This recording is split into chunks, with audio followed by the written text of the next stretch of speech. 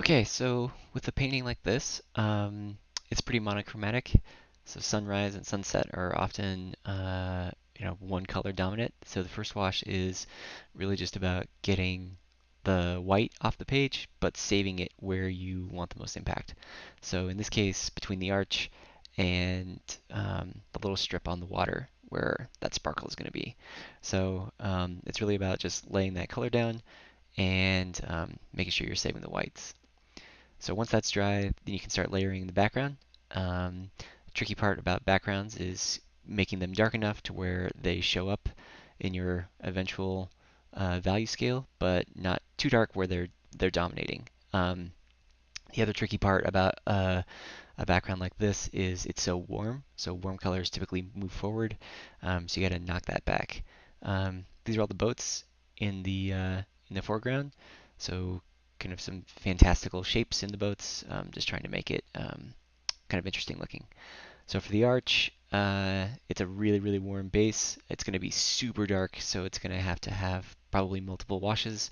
I knew that going in, so it's more about getting that edge on the arches and the stones and all the little details, dropping in darks on the bottom, making those stand out, adding cools, adding warms, using a palette knife occasionally to scratch out highlights, like on those roof lines, adding more darks while it's still wet.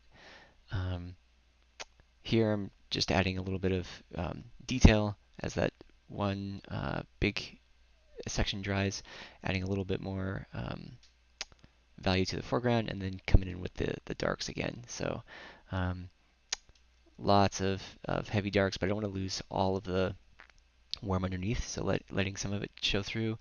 Again, using the knife to cut back color while it's still wet, and then adding some figures and some texture with some dry brush.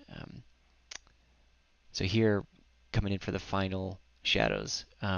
So more blue in the foreground, um, and then using that dry brush on the arches, adding the figures, making it pretty abstract. All the smoke and detail and whites, is white watercolor and gouache. So the smoke, the idea there is to break up that arch and let the eye flow around the composition. Um, the reflections are always just a nice touch. Draws the eye down, back to the left, which leads to the focal point, which is the two figures. Adding birds and little details, rigging, um, flags, all the kinds of um, pure pigment, like the red splotches and the banners and cables and all that kind of stuff.